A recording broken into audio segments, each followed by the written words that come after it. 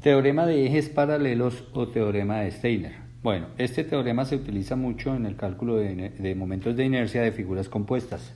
Bueno, y miremos lo que nos plantea este teorema. Entonces el teorema nos dice que si se pretende hallar el momento de inercia de esta área, de toda esta área, respecto al eje A', fíjese que es un eje que queda por debajo de la figura, entonces nosotros sabemos que ese momento de inercia respecto al eje A' va a ser igual a la integral de la distancia desde el eje hasta el elemento diferencial. Nuestro elemento diferencial es de A.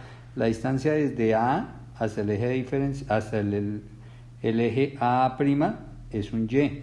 Entonces, este momento de inercia es igual a la integral de y cuadrado por dA, por definición de momento de inercia. Bueno, y ahí está en rojo. La distancia del eje A' al elemento diferencial es y es un valor fijo, y ese y se eleva al cuadrado y se multiplica por el diferencial de área. Así se calcula el momento de inercia respecto al eje A'. Pero resulta que en muchos casos vamos a tener que involucrar el eje centroidal. El eje centroidal o el centroide de la figura es un eje que pasa por el centroide de masa o por el centroide de gravedad de la figura cuando la figura en su material es homogénea. Entonces se llama el eje centroidal. Este va a ser nuestro eje centroidal. Cuando necesitamos involucrarlo en el cálculo del momento de inercia, ahí es que utilizamos el teorema de ejes paralelos, ya que ese eje centroidal, fíjense, debe ser paralelo con el eje de referencia, que es el eje A'. Y en este caso, el eje centroidal lo estamos llamando el eje B', eje centroidal. Y este es nuestro eje de referencia. Entonces, Steiner relacionó esos dos ejes a través de una distancia d. Esos dos ejes están separados una distancia constante d. D es la distancia de separación entre el eje A' y el eje BB', que aquí está en amarillo. Y como este es el eje centroidal, la figura tiene un momento de inercia respecto al eje centroidal. Porque recuerden que uno puede calcular el momento de inercia respecto a cualquier eje o respecto a cualquier punto. Cuando es respecto a un punto se llama momento de inercia polar. Bueno, ahora si nosotros expresamos entonces momento de inercia respecto al eje A' igual a la integral de y, pero ese y, si vemos aquí en la figura, ese y va a ser la suma de d más y', donde y' es la distancia desde el eje centroidal, de acá del eje centroidal, al elemento diferencial, la cual acabé de marcar aquí en verde. Y', distancia del eje centroidal al elemento diferencial. Entonces, ese y, todo este y, lo voy a expresar como a la suma de d más y'. Entonces aquí vamos a decir que y equivale a d más y'.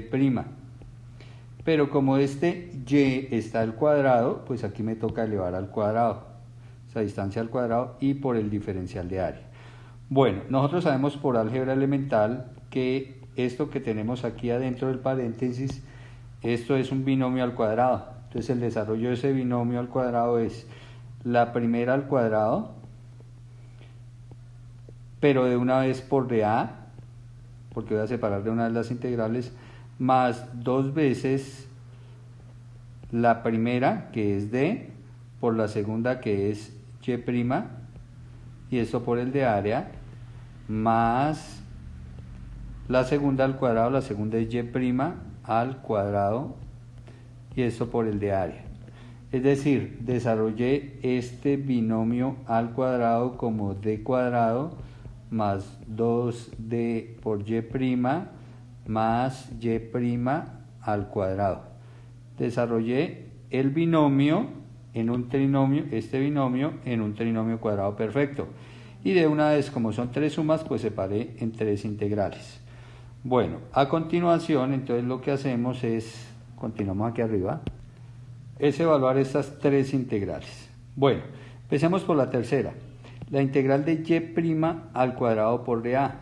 Y' es esta distancia y este es el de A. Entonces la primera corresponde al momento de inercia de la figura, pero respecto al eje centroidal. Como es respecto al centroide, recuerden que el centroide se le coloca una barrita encima.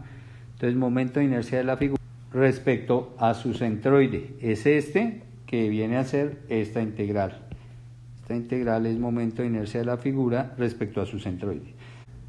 Esa segunda integral es 0, ya que y' queda sobre el eje centroidal.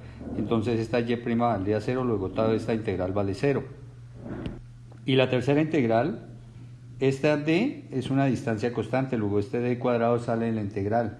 Entonces me quedará d cuadrado y me quedará la integral de área, pero la integral de área, pues al integral me da el área. Y como estos están sumando, entonces aquí dejamos la suma. Y aquí ya tenemos la ecuación. Esta es la ecuación del teorema de Steiner o el teorema de ejes paralelos. Esta ecuación. Momento de inercia respecto a un eje A' es igual al momento de inercia respecto al eje centroidal de la figura más el valor de la distancia fija o constante entre los dos ejes que deben ser paralelos, por eso esta debe ser constante, porque este debe ser paralelo con esto, por el valor del área de la figura, esta distancia al cuadrado. Y aquí está puesto nuestro teorema de ejes paralelos, momento de inercia igual a momento de inercia centroidal más área por distancia al cuadrado.